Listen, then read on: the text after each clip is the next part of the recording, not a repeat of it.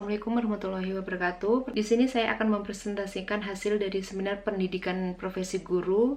Jurnal refleksi mata kuliah yang saya pilih adalah Filosofi Pendidikan dan PPL 1. Membangun paradigma baru terhadap makna guru. Nah, di sini disusun oleh saya sendiri Fitriani dengan NIM 222152069. Untuk hasil refleksi sendiri, filosofi pendidikan yang saya ambil itu topik 5, dimana pada perkuliahan filosofi pendidikan yang saya pelajari tentang pendidikan yang memerdekakan peserta didik sesuai dengan pemikiran Ki Hajar Dewantara, di mana peserta didik mampu berdiri sendiri tanpa bergantung pada orang lain dalam mengembangkan pengetahuannya. Di sini kita sebagai guru hanya sebagai fasilitator dan motivator saja. Selebihnya untuk pembelajaran itu kita serahkan semuanya pada murid ya. Nah, di sini untuk prinsip pendidikan yang memerdekakan itu seperti apa sih gitu ya. Nah, long life learner atau belajar sepanjang hayat. Di sini prinsip pendidikan yang memerdekakan untuk memanusiakan manusia, mandiri dalam mengeksplorasi dan mengkonstruksi pengetahuannya.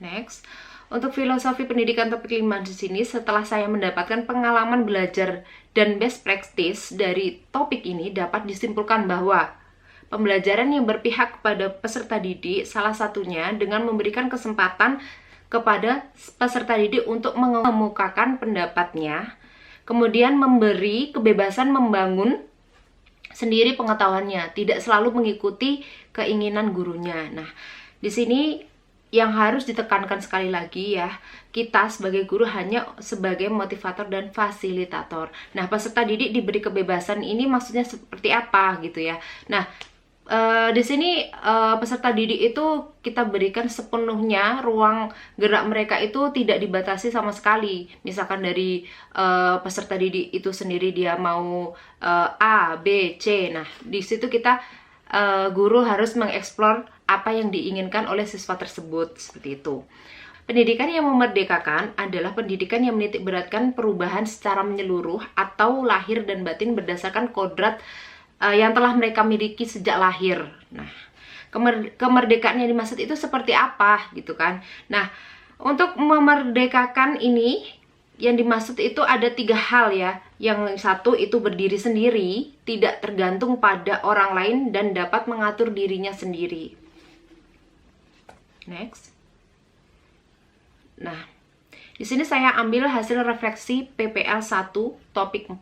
Nah, dalam PPL 1 ini mempelajari bagaimana membuat listen study yang baik, merancang pembelajaran yang dapat menarik peserta didik dalam pembelajaran agar mereka tidak bosan saat belajar. Nah, kemudian melakukan refleksi maupun tindak lanjut untuk ke siklus berikutnya.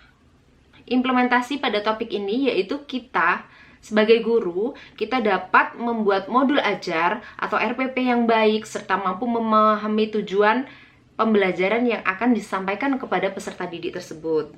Nah, sebagai bahan perbaikan kita juga memerlukan refleksi dan tindak lanjut untuk pembelajaran selanjutnya agar apa sih? Agar apa yang kita sampaikan dapat diterima oleh peserta didik dengan baik dan menyenangkan. Di PPL ini, mengapa sih topik-topik tersebut penting dipelajari?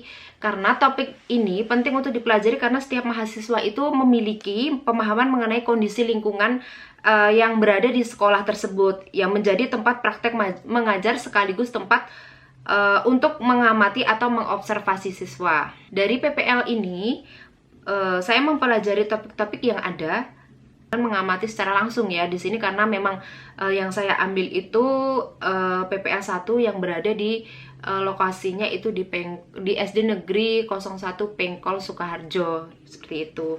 Nah, untuk apa saja strategi yang saya implementasikan dalam mempelajari topik-topik tersebut, salah satunya yaitu strategi yang dapat diimplementasikan dalam pembelajaran topik 1, yaitu saya sebagai guru menyadari bahwa dalam melakukan praktik mengajar harus mempersiapkan segala kesiapan, entah itu kesiapan RPP, modul ajar, semuanya itu harus disediakan, harus disiapkan dengan baik. Di sini apa sih best practice-nya yang saya dapat dari PPL 1 ini, setelah saya mendapatkan pengalaman belajar dan best practice di sini, saya menyadari bahwa memang benar seorang guru itu harus mengetahui dan memahami komponen perangkat pembelajaran yang disesuaikan dengan format listen study dan karakter peserta didik. Ya, di sini harus digarisbawahi bahwa listen study itu dimana seorang guru dapat menggunakan media pembelajaran yang efektif, yang menarik, dan disesuaikan dengan materi ajar mereka, sehingga pembelajaran berlangsung secara efektif dan bermakna, serta peserta didik dapat lebih mudah untuk memahami pembelajaran serta bersemangat dalam belajar. Kesimpulan dari hasil refleksi yang saya ambil yaitu mata kuliah filosofi pendidikan dapat dikaitkan dengan PPL 1 karena sejatinya guru itu harus mengenali karakteristik peserta didik sesuai dengan kodrat alam dan kodrat zaman seperti yang dituangkan atau disampaikan oleh Ki Hajar Dewantara. Guru hanya sebagai fasilitator, motivator, dan untuk praktek pembelajaran sepenuhnya kita serahkan kepada peserta didik tersebut. Ini sejalan dengan pelaksanaan secara langsung yang saya lakukan di SD Negeri 01 Pengkol Sukoharjo. Oke. Untuk artefak pembelajaran sudah saya lampirkan, sematkan ya. Pertama itu sekolah kembang. Ya. Lampiran ini akan saya putarkan sedikit video tentang sekolah kembang.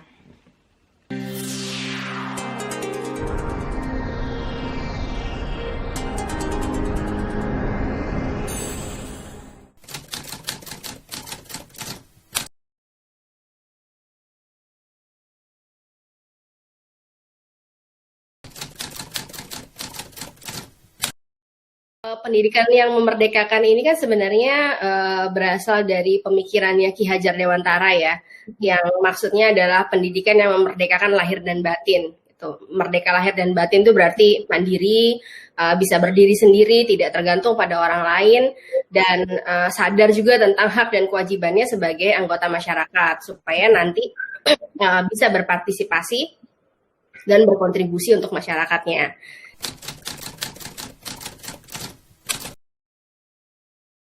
Sebagian visi sekolah kembang itu menyebutkan kalau sekolah kembang adalah tempat bagi pembelajar sepanjang hayat atau lifelong learners gitu ya, yang dapat menghadirkan perubahan. Jadi kami memandang penting motivasi internal berupa kesenangan belajar untuk terus-menerus mengembangkan diri. Jadi kami juga sadar bahwa salah satu bagian penting dari belajar adalah berkontribusi dan menghadirkan perubahan bagi sekitarnya. Jadi keduanya ada dalam visi misinya sekolah kembang yang mencakup itu semua ya, tujuan pendidikan yang memerdekakan. Maksudnya supaya anak-anak dari sekolah kembang ini nanti jadi mandiri dan bisa berkontribusi untuk masyarakat. Sekolah kembang ini melayani anak-anak usia dini dan sekolah dasar. Jadi kami saat ini yakin bahwa pendidikan untuk anak usia dini dan sekolah dasar itu harus berorientasi pada kepentingan terbaik anak. Jadi ini juga artinya memanusiakan anak. Kami berharap bisa mengembangkan rasa berdaya, bahwa anak-anak itu punya perasaan saya bisa gitu. Saya rasa itu dibutuhkan untuk mengembangkan sikap mandiri dan tidak tergantung pada orang lain.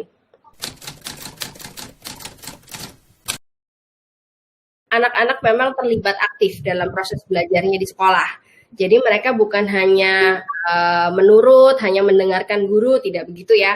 Jadi mereka ikut menentukan tujuan belajar, menentukan cara belajar, menentukan cara mengevaluasi hasil belajar, sampai merefleksikan proses belajarnya. Kalau di sekolah dasar, anak-anak mengikuti siklus belajar, mulai dari bertanya sampai berefleksi. Kalau di PAUD, di TK atau kelompok bermain, anak-anak mendapat ruang yang luas untuk bermain, untuk mengeksplorasi dunia sekitarnya, membuat pilihan, membuat keputusan yang dihargai oleh guru dan orang tua.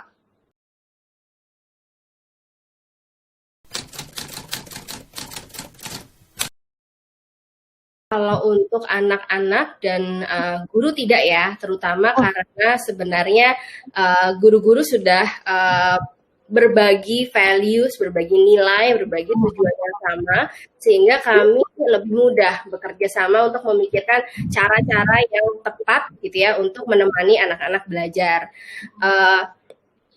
Tapi kami juga sadar bahwa pemahaman tentang pendidikan yang memerdekakan ini walaupun asalnya dari Ki Hajar Dewantara, tapi jarang sekali muncul ketika kita bicara soal pengalaman belajar orang-orang dewasa saat ini. Ya kan orang pahamnya praktis gitu. Pendidikan itu mereka bicarakan sebagai sesuatu yang praktis aja. Sehingga banyak hal-hal yang kita terpaksa sebenarnya harus unlearn gitu. Harus percaya bahwa praktek yang kemarin itu terbaik, lalu berpikir ulang, baru kemudian menerapkannya kembali. Dari sekolah kembang tersebut, prinsip pendidikan yang memerdekakan, praktek pendidikan yang memerdekakan itu seperti apa gitu ya. Pendidikan yang memerdekakan, praktik pendidikan yang memerdekakan pendidikan, yang memerdekakan peserta didik sesuai dengan pemikiran Ki Hajar Dewantara, di mana peserta didik mampu berdiri sendiri tanpa bergantung pada orang lain dan mengembangkan pengetahuannya. Prinsip pendidikan yang memerdekakan yaitu long life learner, memanusiakan manusia, mandiri, dan mengeksplorasi dan mengkonstruksi pengetahuannya. Itu yang ada di video sekolah kembang. Nah, untuk artefak pembelajaran selanjutnya itu tentang sekolah Erudium.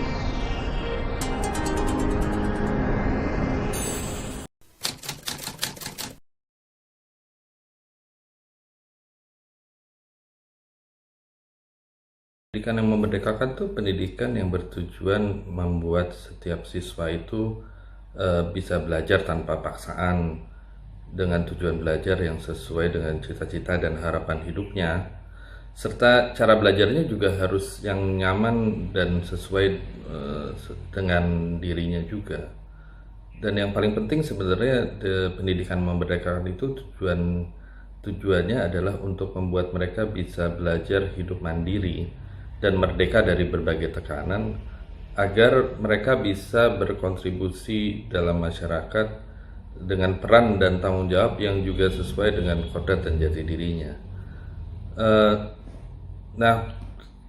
Pendidikan yang memerdekakan itu juga bertujuan agar mereka bisa tidak hanya menjadi pembelajar yang mandiri, tapi juga bisa punya tujuan untuk membangun kemandirian dan kemerdekaan dari masyarakat di mana dia berada. Dan yang paling utama pada akhirnya semua ini merupakan upaya-upaya untuk membuat mereka bisa menjadi manusia yang seutuhnya, yang dapat beradaptasi dengan segala perubahan dan bisa menerapkan prinsip-prinsip ketuhanan, kemanusiaan, kesetaraan, dan keadilan sosial dalam kehidupan sehari-harinya.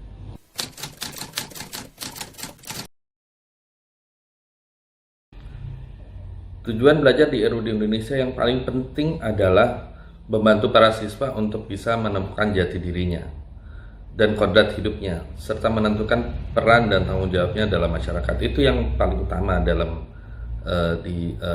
tujuan belajar di sekolah RUD Indonesia. Oleh karena itu, kemerdekaan untuk menentukan tujuan belajarnya sendiri dengan cara belajar sendiri menjadi sangat penting. Karena proses ini tuh bukan proses yang mudah, perlu banyak ruang untuk agar mereka bisa kontemplasi, eksplorasi, dan juga refleksi terhadap dirinya. Dan proses ini hanya bisa dilakukan di sebuah lingkungan yang aman dan nyaman bagi mereka, yang mengedepankan prinsip-prinsip kesetaraan tanpa paksaan.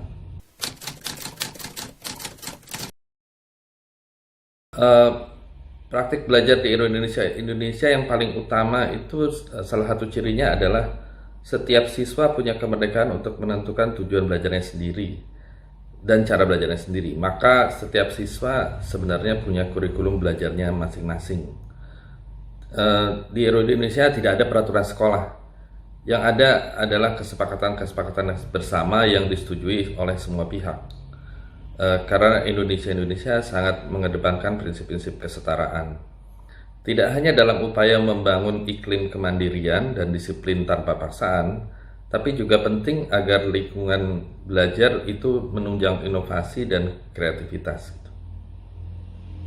Semua pembelajaran dilakukan dengan pendekatan berbasis proyek dan berbasis riset, dengan penekanan terhadap pendokumentasian semua proses pembelajaran. Para siswa tidak hanya belajar dari guru pengampu pelajaran, namun juga dengan para praktisi yang ada di masing-masing bidang. Fungsi sekolah sebenarnya lebih banyak sebagai penghubung dan fasilitator untuk menghubungkan mereka dengan dunia nyata di sekeliling mereka. Dan yang juga penting adalah membangun empati dan sensitivitas para siswa dengan masalah-masalah yang nyata yang ada di luar sekolah, agar mereka siap saat harus terjun langsung ke masyarakat. Kemudian penilaian kinerja pembelajaran tidak hanya dilakukan oleh para fasilitator, namun juga oleh rekan-rekan sesama siswa, bahkan para pelaku di masing-masing bidang. Jadi saat mereka menjadi mitra proyek mereka misalnya, atau menjadi klien. Dan juga yang juga penting harus disadari bahwa penilaian kinerja tidak hanya berdasarkan hasil, tapi juga penilaian terhadap proses mereka pada saat mengerjakan proyek.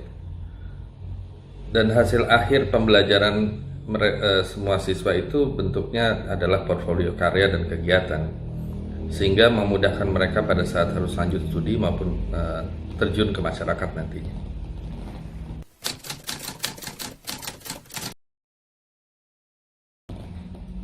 Tantangan yang dihadapi karena Indonesia itu untuk anak-anak usia mulai 12 tahun ke atas, maka tantangan terbesar di saat awal paling besar adalah banyak siswa itu tidak terbiasa untuk mandiri dalam menentukan tujuan belajarnya sendiri, dan juga banyak yang tidak terbiasa untuk berpikir kritis dan menyuarakan pendapat pribadinya. Ini semua akibat sistem pendidikan mereka yang alami sebelumnya yang tidak memerdekakan, sehingga membelenggu pikiran dan membuat mereka terbiasa untuk disuruh dan disuapi mata pelajaran yang seringkali mereka tidak tahu untuk apa mereka pelajari. Ini tantangan terbesar yang kita harus hadapi di saat-saat awal.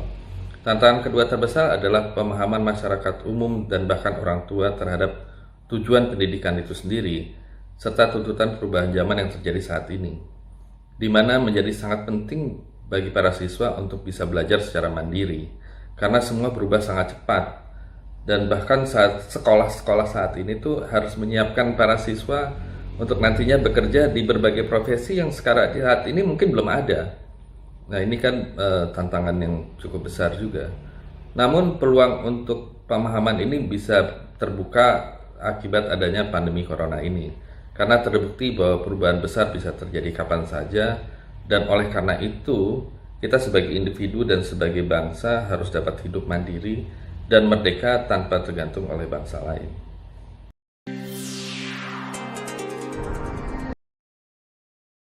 Sekolah Erudio ya. Praktik pendidikan yang memerdekakan di sekolah diartikan sebagai pendidikan yang mampu membuat peserta didik belajar tanpa paksaan, sesuai dengan cita-cita dan harapan hidupnya, serta menggunakan cara belajar yang nyaman dan sesuai dengan peserta didik.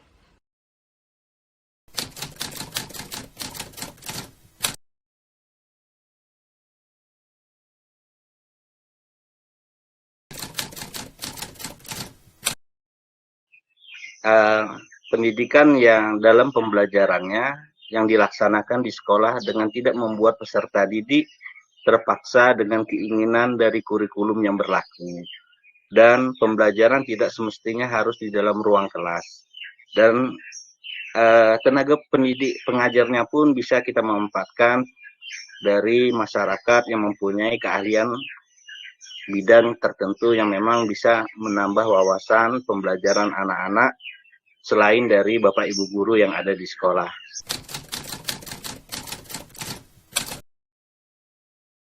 Masyarakat sekolah, khususnya Bapak Ibu gurunya, itu harus memahami kondisi lingkungan termasuk sarana dan prasarana sekolah,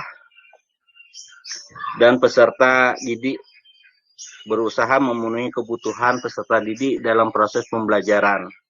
Misalnya lingkungan sekolah yang ada di sekolah kami gunakan untuk tempat belajar anak-anak.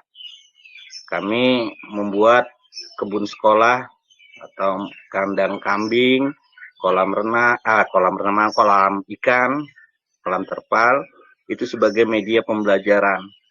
Nah, itu pun peran serta dari orang tua yang membantu kami dalam membuat fasilitas itu, bergotong royong bersama-sama sehingga proses pembelajaran yang kami lakukan di luar kelas itu bisa kami maksimalkan di lingkungan sekolah sendiri dengan membuat fasilitas yang ada.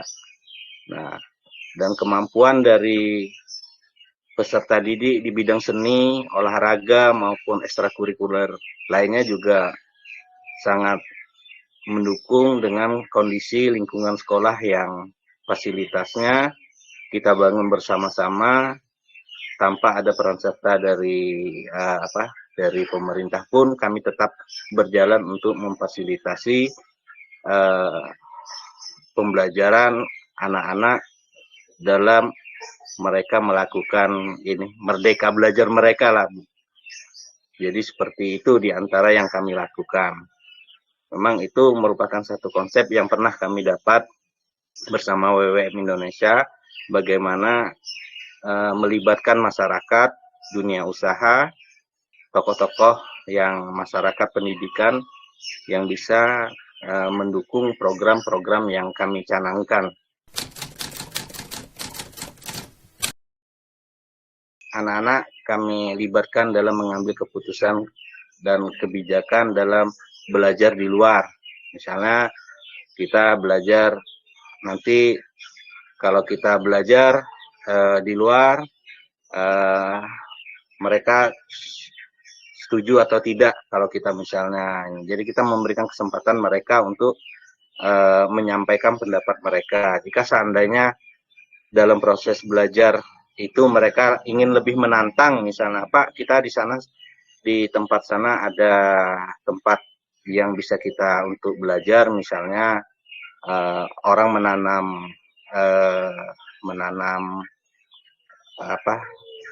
kacang, orang membuka lahan untuk menanam kacang itu. Jadi kita datang sama-sama di sana, melihati kondisinya bagaimana mereka menanam yang memang berhubungan dengan tema pembelajaran yang ada memang di sekolah. Itu diantaranya. Terus merdeka dalam mengambil keputusan kegiatan lomba yang mana mereka menjadi panitianya sendiri. Nah, itu juga biasanya itu anak-anak pramuka yang misalnya kita libatkan. Terus dalam kegiatan aksi sosial membantu misalnya ada korban kebakaran, itu juga kita libatkan anak-anak dalam mengambil satu keputusan untuk bagaimana cara bisa membantu kegiatan-kegiatan itu. Terus pemilihan ketua kelas juga seperti itu. Dan memilih misalnya dalam kelompok belajar, bagaimana kita meminta mereka bisa memilih teman yang memang dekat dengan rumah mereka tanpa ada unsur kesukuan dan agama.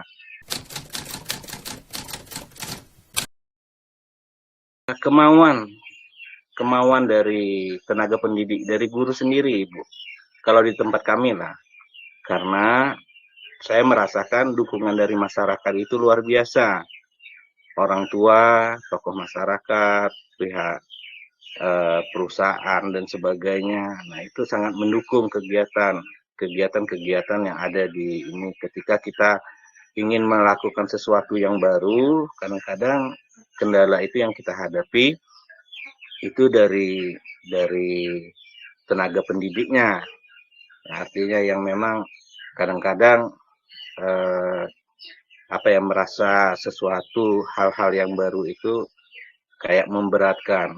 Nah, dalam kegiatan ini kalau tanpa ada kemauan dari guru sendiri, sehebat apapun program yang dibuat oleh pemerintah, kalau di lapangan kayak kami sebagai ujung tombak ini tidak mau melakukan, berat untuk bisa mendukung program yang diinginkan oleh pemerintah atau program yang ingin dilakukan oleh sekolah. Jadi tantangannya itu di situ, karena apa yang kita lakukan di sekolah itu adalah kita menjual produk kan.